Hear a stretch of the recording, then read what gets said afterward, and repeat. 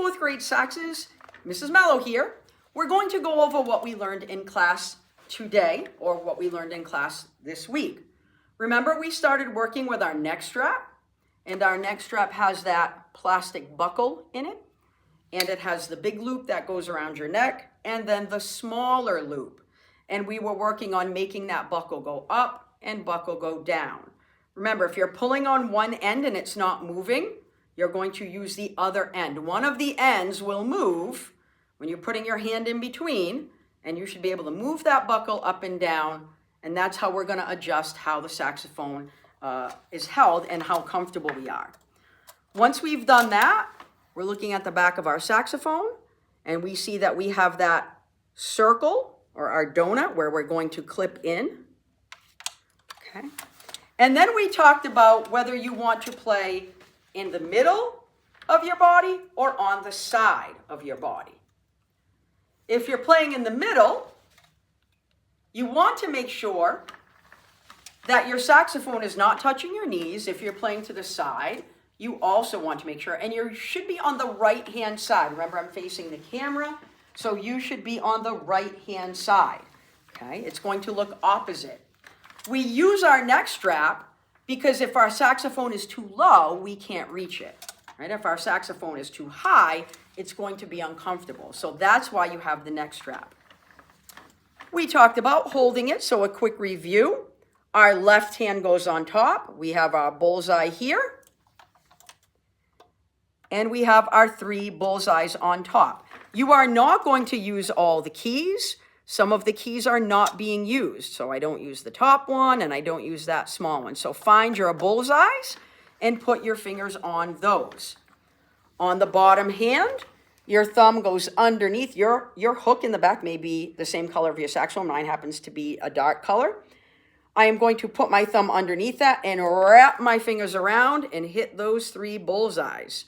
We're not using them, but I want you to know where to place your hand. Okay. When I'm sitting up nice and straight. I have good posture. And you can see that I'm moving my neck strap so that the saxophone fits perfectly in my mouth with no hands. Okay? We're going to keep working on that, but I want you to think about that. If you're reaching with your neck or you're doing this, you want your neck and your head to be perfectly straight. You want to be nice and comfortable. Okay? We talked about curling your bottom lip just enough to hit your teeth, and your top teeth are going to rest on the mouthpiece. And we talked about all the names of the pieces of the mouthpiece. We'll go over that again in class. So bottom lip tucks in just a little bit. Teeth rest on top. And I'm going to keep the corners of my mouth nice and tight. Okay. We worked on blowing our air into the saxophone. And then we worked on playing our 3 different sounds. B, A, and G. First finger B, second finger A, third finger G. So our first note on B should sound like that. Listen again.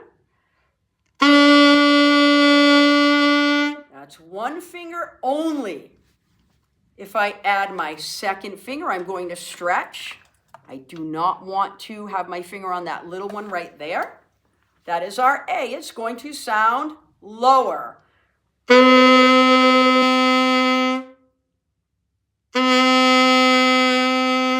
If I go back to B, the sound will go higher. A. When I add my last finger, and it's important when you're adding your last finger, this is hard to do without having a camera person help me. There are these keys right here that you want to stay away from. So you really want your hand to make like a half a circle. Because when you're using all your fingers, it will be easy to hit these keys here. And that last sound, our last note, is G. It is a low sound. So listen again to G. First sound, B. A. And G.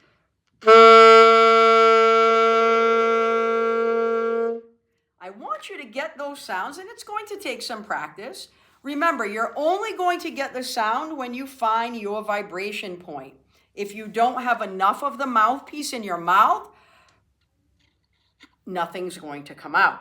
If you put too much, fourth grade, we talked about this, you're going to get a very harsh sound. So we have to find where our vibration point is. I know where mine is. It's about halfway. And that tells me I'm going to get the very best sound possible. I